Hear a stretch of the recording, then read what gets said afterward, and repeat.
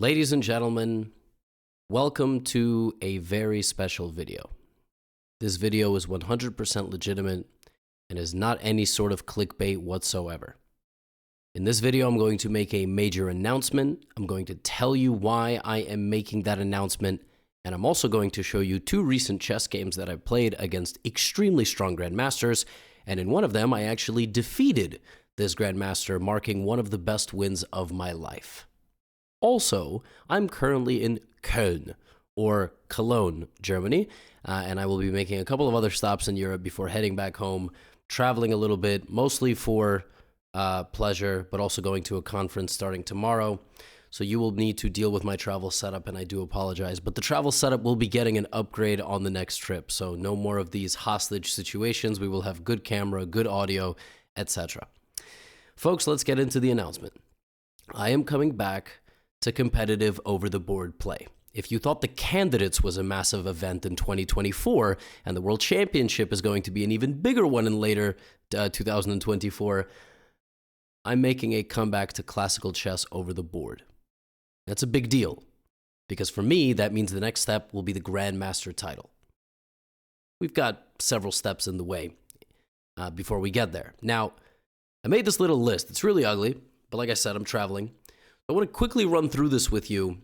For some of you that may be new to this whole journey of Grandmaster versus not Grandmaster, some of you might remember some of my content in 2021, 2022, and now I'd like to just elaborate further on that. And I want to talk about what's going to be different this time. So let's get into number one, my road to International Master. International Master is the second highest title in chess. Grandmaster is the highest. I became an International Master in 2018 at the age of 22, which is already pretty old and decrepit. I was very close in 2016 when I was 19 years old, and at that time I was teaching chess full-time. So I made a decision in college to be a chess teacher, to not pursue a corporate career. This was 2016, 17, 18, around that time.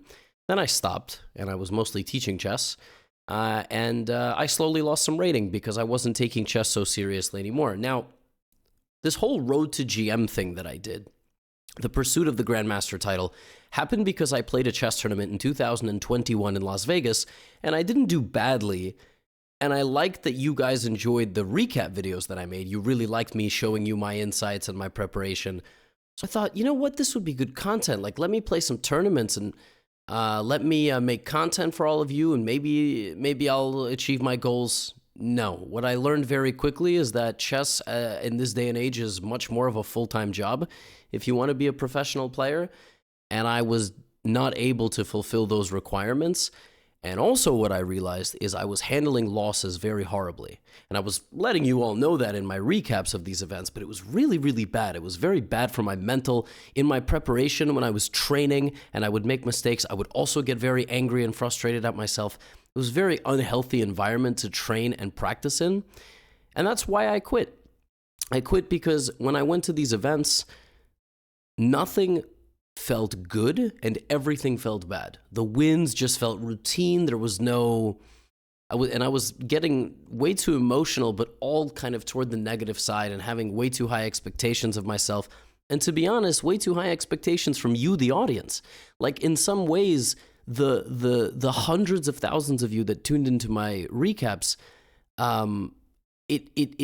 you would think that, you know, for me, I would feel the support and the love, but I felt pressure. And I put that pressure on myself to perform, to make everybody happy and fulfilled. And I never felt pressure like that before. And I decided, you know, this isn't making me feel any better. It's just all making me feel worse. So let me come back to it when I think I'm ready. And that's why I'm coming back. I'm coming back because I'm going to make an effort, and I have been making an effort. I've been training, I've been studying, I've been learning, I've been trying to handle losses better, I've been trying to handle mistakes in training better, to understand that this is a very long journey. And I am inspired by guys like Hikaru, who is playing in a, just finished his second Candidates back-to-back, playing for first place or second place in the final round. Guys like Gukesh, just ice cold, in his veins, and winning the Candidates at 17 despite a massive setback in the middle. And I feel like I can do it too. And a massive amount of chess at the high level, even at my level, which is not the candidate's level, is ego. And I have so much ego. And I watch people who have higher ratings than me, and I go, they're not better than me. Now, what makes it harder in my case is my opponents frequently play one person, which is me. I frequently play two people, my opponent and myself. And personally, just on a selfish note, I feel like if I am able to fulfill the goal of Grandmaster, it will really be one of the truly special stories. And I would love to share it with all of you. I don't think I would allow myself to finish my journey in chess, in content or anything, without getting this title. And for now, I'm just going to take it step by step. I'm not going to let bad results slow me down. I'm going to improve my game, and I'm coming at this with a fresh new mindset. Not always going to be perfect, but that is the update. Now, when am I playing? June. In June, I'm helping organize this event in Spain with Jose Martinez and Vladimir Kramnik, the Clash of Claims. If you don't know about the Clash of Claims, I have a YouTube video about the Clash of Claims.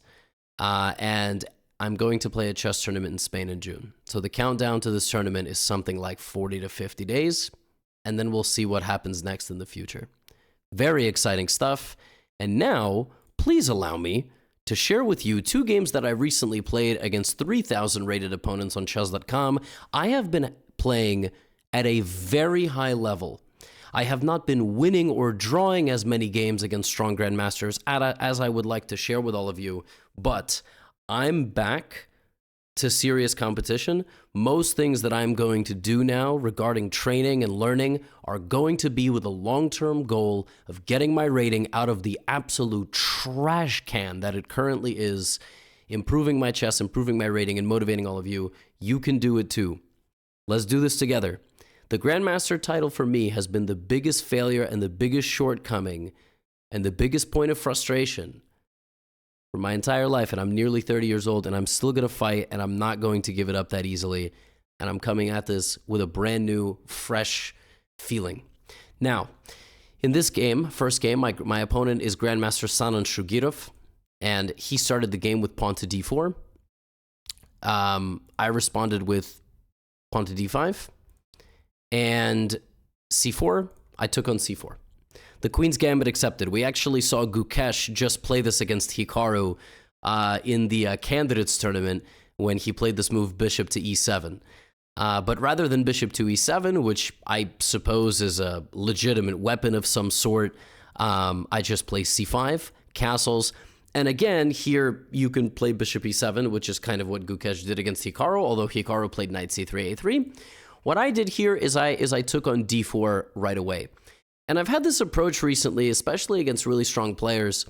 You know, against things like the Queen's Pawn, what I do against them is I'll play like the modern, you know, and Hikaru plays like this a lot, and I'll give them the center, and I'll try to fight. But the truth is, I'm giving very good players a little bit too much central advantage early on in the game, and then I'm fighting back the entire time. So I sort of thought, you know what, why don't I play like this? This is a bit more traditional. This is Queen's Pawn. This is an isolated pawn, so white is going to try to use the open lines. And in these isolated queen pawn positions, or IQPs, the queen usually slides out of the way, gets reinforced by the rook, and white puts a knight here and goes on some sort of attack. What do I want? I want to blockade that square with some of my pieces, like my knight or my bishop. I want to trade a couple of pieces as well, and I want to do that so I don't get checkmated, and also that pawn is a liability in the long run. So bishop to e7, queen e2, and now what I like to do here is I like to play this move a6. And the idea is that I want to go b5. But the funny thing is b5 is actually not scary whatsoever. White can play knight c3, b5, bishop d3, or bishop b3, and just continue to try to go here. Like, I'll play bishop b7, but it's nothing special. But what Sanan did is Sanan played this move a4, and this does prevent the move b5, but it grants me immediate access to the dark squares, which normally he would have a pawn on a3 and he would prevent me from getting there, so I danced right away to the b4 square, controlling the knight, controlling the square on d5 with both of my knights. And like I said, if I'm able to control that square, just, you know, worst case scenario for white, something like knight d5, and if we trade a bunch of pieces here, black is just much better.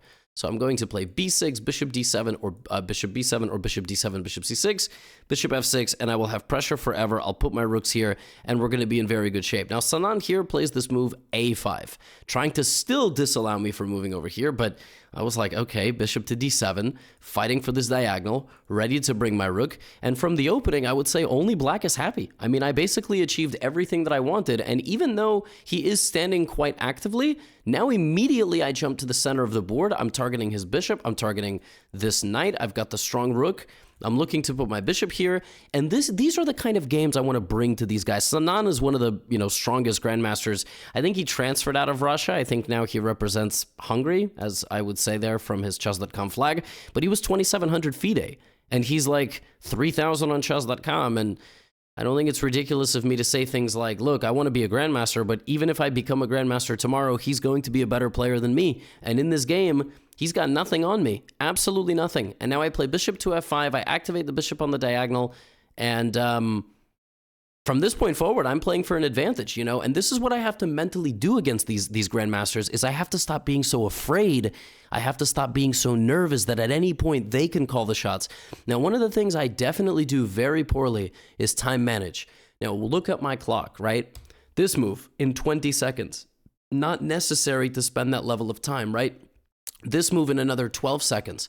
He plays rook c1, which luckily for me, gets the time back to equal. In fact, I can take, and right away I realized he actually blundered because he's going to lose this pawn. So now I go bishop to d6, which again, 13 seconds to move a square, not really good, but I was a little bit concerned here. Queen c7, rook e8, f6, all different possibilities. He brings the bishop to d2. Now, in the game, I considered going to c2 and making the trade. Chess is all about decisions. I decided to pin him instead, another 10 seconds.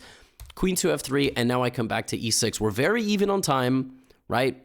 He plays this move h3, just kind of a pass-back move. Now he's down on the clock. I put some pressure on his knight, but I spent nearly 20 seconds on that move. Time management, very, very bad. All right, something that we need to improve over the next months. Now, at this point, I couldn't handle the pressure anymore, and what I really should have done is just played a move like h6, just pass the move back to my opponent. Like, everything is defended in the position. Like, if I play h6, he's going to go rook c1, but the incredible thing about this move is, not only does it not do anything, it just straight up blunders a pawn, so he can't move. Like, as long as I keep my queen on c7, everything is fine, but I felt the pressure, and I thought, I need to make a trade right now.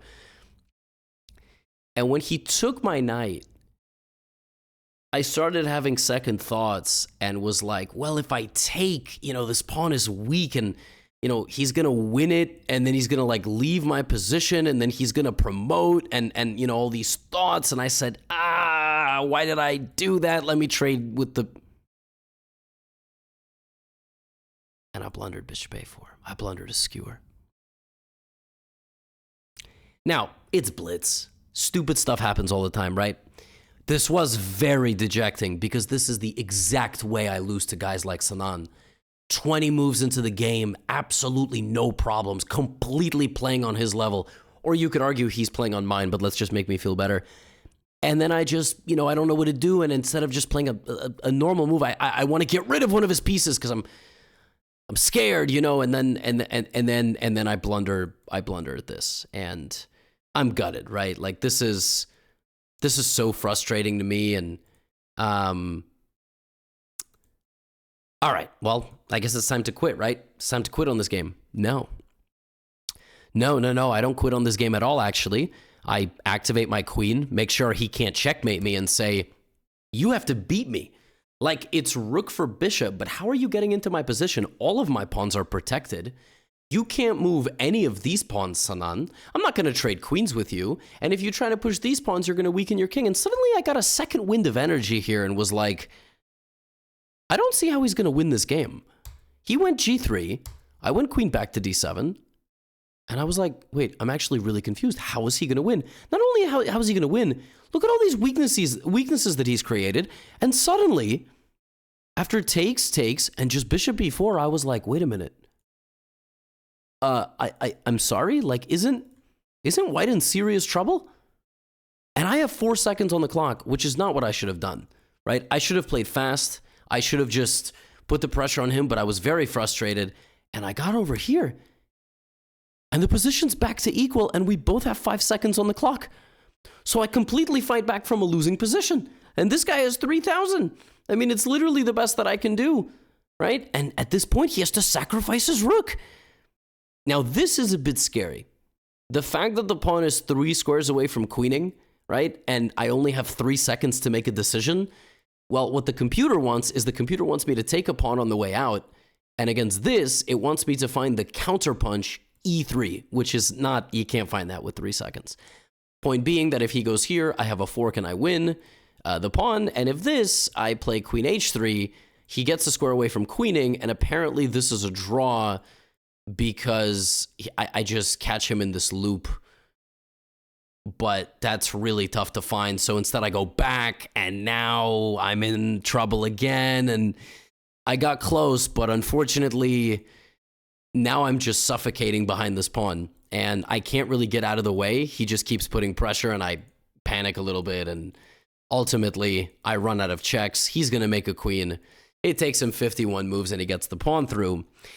But I was very happy to have made it back to this position. Like, this was a very nice feeling that, you know, it's really never over. And this game was was a typical Gotham game where I play a 3,000, I play a perfectly reasonable opening, but then I sort of hesitate and I spend my time worse. And if I can just get a few less of these, like 1 in 4 of these types of games, I start flipping and I make draws or I get wins.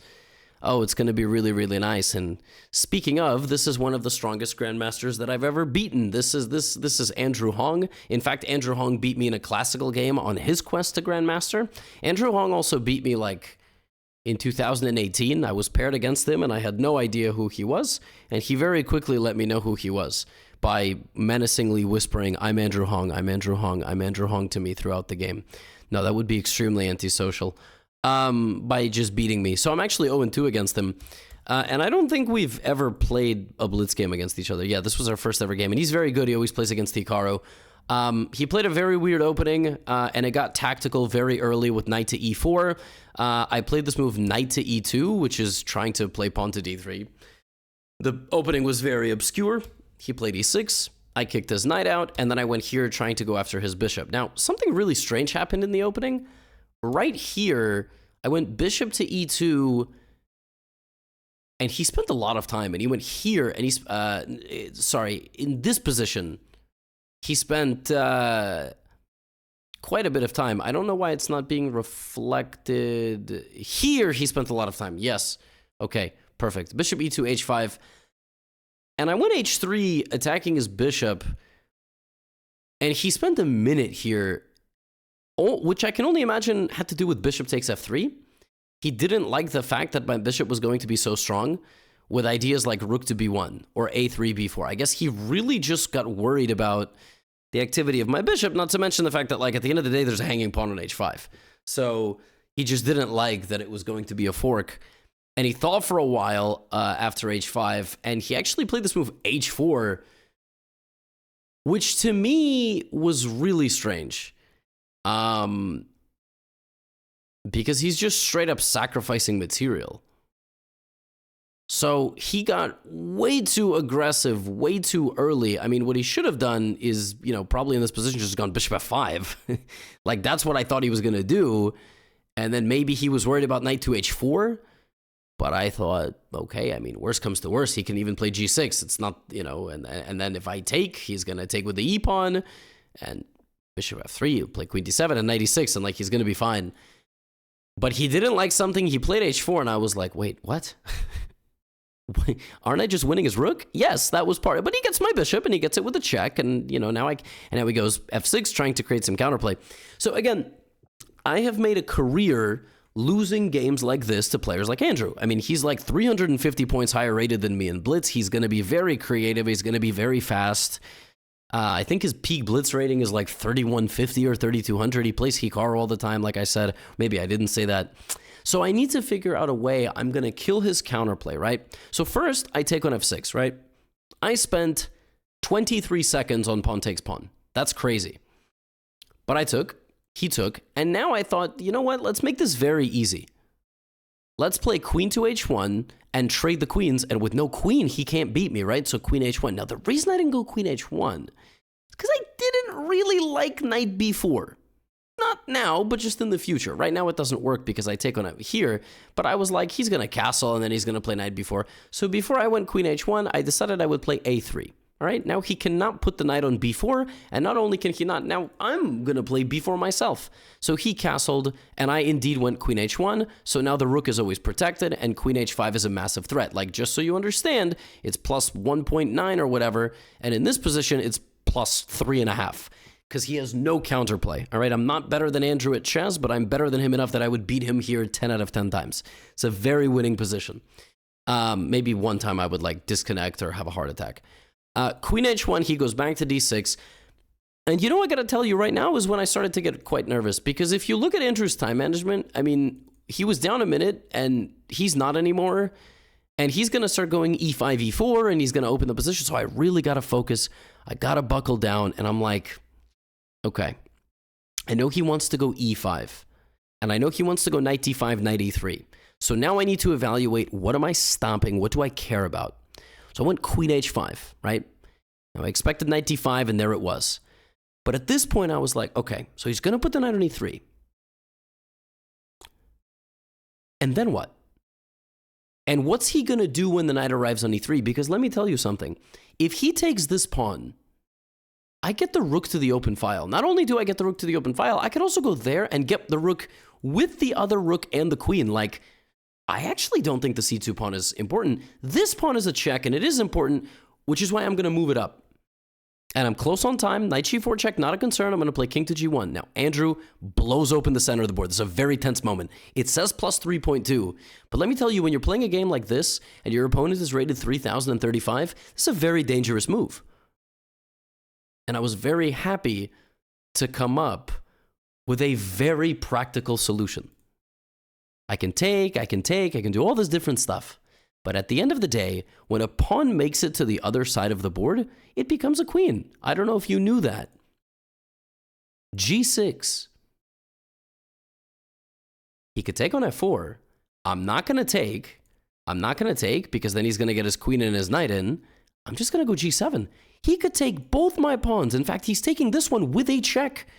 But I play king to g1. None of his pieces can get to my king, and his pieces are collapsing. He goes bishop takes g7. We're going to turn this back on. Immediately I take, because now this is also a guaranteed rook trade. He plays g2 to anchor in his pawn with his knight, and I trade this off. And if we just pause here, I'm up a rook. But like I told you in the beginning of this video, when I play people, they don't just play me. Rather, I don't just play them, I also play myself.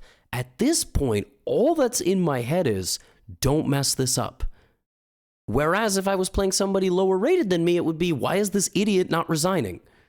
And that's something I'm going to have to work to change, and I am actively trying to change that in my games. So I played pawn c3. 13 seconds, don't love that time spent, but I had to get rid of his pawn in the center. He plays knight to e6, I bring the queen back to g3. He plays c5. Now I don't even think. I got to open the center. All right, I got no choice.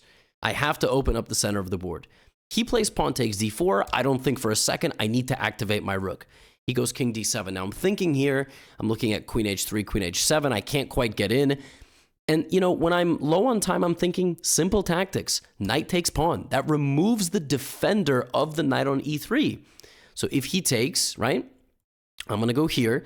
Now he has queen here, and this is a bit scary because he is threatening stuff against my king like knight takes e2, but I thought here for a second and was like, hold up, I could just take his pawn. So now all he has is queen b2, defending his knight, pressuring my bishop, pressuring my rook, which is what he does. And this was the most important moment of the game because right around here, as you can see from my time spend, I've got 20 seconds, and I'm already entering panic mode, and I play rook e1, and I just kind of exhale because I realized there is a fork, but I think what I was going to do here is I was just going to counter by going directly for his king. So my queen and my rook are both hanging, but he's got to go like here, for example, and then I was going to go queen e6, and that's not the checkmate, but king c5, and then here, and then bring my rook, and luckily I checkmate him. He goes back to c6, and now I'm like, okay, let's protect our king. We have 20 seconds. he can get this. He's up a couple pawns, but now I'm out here with my bishop. Now I'm going first. King c7, no checks. Okay, fine. I'm going to give him one more check. And he didn't like knight to e5 because I guess he thought I was going to take on f6. Like, I can take here and then give him this check and then win this, and I'm going to win queen and rook versus queen. So he goes queen d6. I'm like, oh, easy. That's a wrap. We don't even think. We give a check. We win the pawn. Now the only thing I need to worry about is accidentally allowing 2 runaway pass pawns to queen, which you might accidentally do in time trouble if you blunder. What he would really love to do here, if given the chance, like let's just say I waste some time because I'm stupid, very quickly his advantage will get really high. And now it's back to equal. So he will then also put his knight on e5. So I was like, okay, rook f6 equals b5. Now I'm thinking, okay, how do I stop his pawns? First of all, let's start bringing our king. We know that it's the endgame. We know we get a couple of easy moves, right? Now he plays a5, so I'm very, very nervous here, right? So I play this move. I just bring my king. 2 squares closer, I'm definitely in the square. He plays knight to d4. Now I need to make sure my king, rook, and bishop are very far apart from each other, right? So I do this. And the point is that now there's no way to blunder a fork, and the rook is most powerful when it's attacking from the other side. And I made a goal here. I want to stay up at least above 10 seconds on the clock. d4 check. I found a nice tactic. If he takes, I play rook to c8, removing the king from the defense of the knight very slowly. He goes king d6 back. Now, rook f6 check. King here. Bishop f3. I'm still above 10 seconds, and I'm still putting my pressure. Now I play d5 because now actually my pawn is very powerful. King is going to d4. I play that move a little bit slowly. All right, a4. Now suddenly I'm panicking. I'm officially panicking because how am I going to stop the pawn? So I play bishop to e4 with 4 seconds remaining. Bishop to e4 with the idea rook to f2, a3, rook f1. So I don't ever blunder this. And now my king is going to go to d4. He brings his king. I bring my king, and he's kind of stopped. But I have 4 seconds on the clock. Every move he's making is super fast. Here I completely missed that I have rook f6 because I just wanted to play defense. I just wanted to stop both of these pawns, and I do. This is very scary, but he gets here, rook c1 check, king d4, and I'm like, wait a minute, rook c4 here, rook c6, and there we go! My king is stopping both pawns at the same time. He plays knight d7, the last moment, don't blunder anything stupid. King b4 is a very nice way to lose everything. Lose everything. But I stay calm, I play rook e7, and I don't care if he can give me this check, because I just step back. If he takes, I take and I promote. He can't do anything. He goes king c3, I play d7. There's nothing. There is absolutely nothing. Everything is covered. b3, I win the pawn, I win this, and I win everything. And now I just have to not lose the game on time. It was much easier to just pre-move a little bit. I cut him off, and I walk him down, and, you know, he could have resigned, of course, but it's the end of a blitz game, and I won. And this was probably like my 5th highest rated win on chess.com. And I was very, very proud of it. And it shows that, granted, my opponent played a little bit of a goofy opening and got himself into trouble. I held my nerves. I panicked only very mildly, but I still held my nerves. I won the game, and I'm more than capable. And there are going to be games where, you know, I have these moments and I fail. And there's going to be moments where I have these games where I have these moments and I don't fail. And I just need to slowly but surely start making slow changes. And that is what's going to be different. You can go back to full screen for a second. That is the announcement. That is kind of the roadmap. And I'm going to play tournaments. I'm going to play tournaments because I want to prove it to myself. I'm going to play tournaments because it's unfinished business. I'm going to play tournaments because it's good content. I think a lot of you enjoyed me talking about my preparation and my thoughts and feelings and my own analysis. And that's what I'm going to share with you. And I'm not going to think solely and so much about the result. And that's going to be what's going to be different this time around. So that's the announcement. In case the candidates wasn't exciting enough. Get out of here.